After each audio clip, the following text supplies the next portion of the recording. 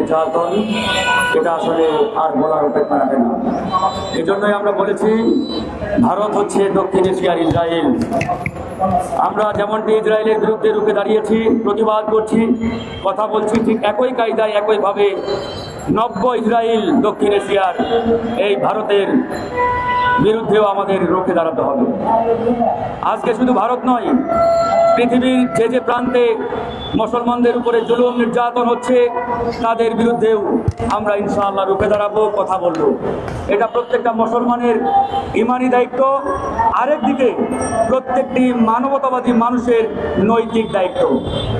প্রত্যেকটি মানুষের, সে কোন ধর্মের, কোন বর্ণের, কোন আদর্শের, সেটা মুখ্য বিষয় নয়, কিন্তু যে মানুষের ভিতরে ন্যূনতম মনুষ্যত্ববোধ আছে, হিউম্যানিটি আছে, তারা কখনোই ইসরায়েলের এই বর্বরতাকে গ্রহণ করতে পারে না, মেনে নিতে পারে না।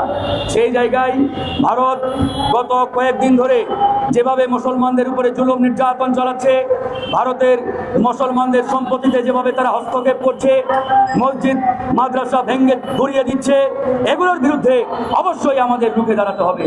কিন্তু দুর্ভাগ্যজনক হলেও সত্য, বাংলাদেশের 2-3টা দল ছাড়া ভারতের মুসলমানদের পক্ষে কথা বলার মতো আমরা খুব বেশি সংখ্যক কাউকে পাই না। এই জায়গায় বিএনপি অনেক উদারতার পরিচয় দিচ্ছে, তারা বলিষ্ঠ কণ্ঠে ভারতের মুসলমানদের পক্ষে দাঁড়িয়েছে। এজন্য আমরা বিএনপিকেও স্যালুট জানাই, ধন্যবাদ জানাই। অনেকে অনেক কথাই বলে, আজকে দেখেন আমরা একটি বিপ্লবী বাংলাদেশে আজকে অবস্থান করছি। এই স্বাধীন সার্বভৌম বাংলাদেশে 5ই আগস্টের পরে জনগণের আকাঙ্ক্ষা ছিল এই অন্তর্বর্তীকালীন সরকার ক্ষমতার চেয়ারে বসে গণহত্যার বিচার করবে। কিন্তু আজকে 8 মাস পেরিয়ে গেলেও এই সরকারকে যদি আমরা প্রশ্ন করি গণহত্যার বিচারের অগ্রগতি কতদূর, তারা কিন্তু কোনো সদুত্তর দিতে পারে না। মাঝে মাঝে ওই আন্তর্জাতিক অপরাধ ট্রাইব্যুনাল মিডিয়ার সামনে এসে বলে, হ্যাঁ আমাদের বিচার কাজ চলছে। কিসের বিচার কাজ? কচ্ছপের গতিতে আপনারা বিচার কাজ করবেন আর আমরা কি কিয়ামত পর্যন্ত অপেক্ষা করব? এটা তো হতে পারে না। এদেশের মানুষের আকাঙ্ক্ষা এই সরকার চেয়ারে বসার প্রথমেই এই খুনি গণহত্যাকারীদের বিচার সম্পূর্ণ করার কথা। আমরা বিপ্লব গণঅভ্যুত্থান সিরিয়াতে দেখেছি, ক্ষমতার চেয়ারে বসেই সেই ফ্যাসিস্ট গণহত্যাকারীদের ফাঁসির কাস্টে তারা ঝুলিয়েছিল। আর এরা ক্ষমতার চেয়ারে বসে হানিমুন করতে যায় বিদেশে। ইতিমধ্যে আপনারা দেখতে পাচ্ছেন কতিপয় উপদেষ্টার পিএসও না এপিএস 1000 কোটি টাকার অলরেডি মালিক বনে গেছে। পেপার পত্রিকায় আসে নাই, কেন আসে না জানেন? যাতে পেপার পত্রিকায় নিউজ না হয়, এই জন্য তথ্য মন্ত্রণালয় নিজের পকেটে রাখছে। মিডিয়াগুলোকে বলে দিয়েছে আমাদের বিরুদ্ধে কোনো নিউজ করা যাবে না।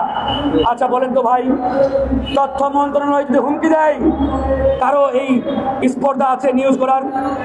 এই কাজগুলো আজকে হচ্ছে। আওয়ামী লীগের প্রশ্নে এই সরকার চূড়ান্ত সিদ্ধান্ত নিতে পারছে না। এতদিন বলে আসছে বিএনপি চাই না, বিএনপি পরিষ্কার স্টেটমেন্ট দিয়েছে আওয়ামী লীগের প্রশ্নে। এখন আর জুজুর ওই খেলা দেখানোর সুযোগ নেই। আমরা জানি তলে তলে একটা নির্দিষ্ট দলকে পৃষ্ঠপোষকতা এবং ফলিয়ে ফাঁপিয়ে লালন পালন করার জন্য এরা আওয়ামী লীগকে জিয়ে রেখেছে। তলে তলে আওয়ামী লীগকে পুনর্বাসনের চেষ্টা করছে এরা। নানান জায়গায় দেখতে পাচ্ছি একটা নির্দিষ্ট দলে, নতুন দল আওয়ামী লীগের কর্মীদের নিয়মিত তাদেরকে ইন করাচ্ছে। এই হচ্ছে অবস্থা বন্ধুগণ। আজকে জুলাই আহতরা এখনো রাজপথে তারা আন্দোলন সংগ্রাম করছে। কেন?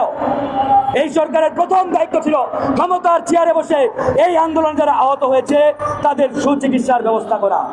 আজকে সরকারকে প্রশ্ন করলে 20 জন আহত কেউ বিদেশে পাঠাতে পারে নাই। কেন? রাষ্ট্রে কি টাকার অভাব? কেন বিদেশে পাঠাতে পারলো না?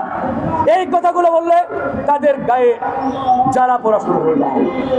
তাই বন্ধুগণ, আমাদের বক্তব্য পরিষ্কার। অনেকেই বলে আপনারা খালি নির্বাচন করেন। আরে বেটা, নির্বাচন তো লাগবেই। আমরা তো বলি নাই সংস্কার ছাড়া নির্বাচন। আমরা বলেছি প্রয়োজনীয় সংস্কার শেষ করে নির্বাচনের দিকে এগিয়ে যান। এটা এদেশের মানুষের দাবি, রাজনৈতিক দলগুলোর দাবি, এটা একক কোনো দলের দাবি নয়। আর ডক্টর মোহাম্মদ ইউনূস তারা দাবি করে ডক্টর মোহাম্মদ ইউনূসের হর্তাকর্তা তারাই। অথচ যেদিন ইউনূসের নামে খুনি হাসিনা মামলা দিয়েছিল, আমলাই তার পক্ষে বিক্ষোভ করেছি, প্রতিবাদ করেছি। আজকের এই নব্য বিপ্লবীরা সেদিন জন্মায় নাই। আর এরা এখন দাবি করে ডক্টর মোহাম্মদ ইউনূসের একমাত্র কর্তা মালিকানা নাকি তুলে। তো যাই হোক, এসব প্রতারণা করে বেশি দিন টিকে থাকা যাবে না। তাই আমরা স্পষ্ট করে বলছি, জনগণের যে দাবি, জনগণের যে অঙ্গীকার, সেটা অবশ্যই পূরণ করতে হবে, সেটা অবশ্যই বাস্তবায়ন করতে হবে। আমরা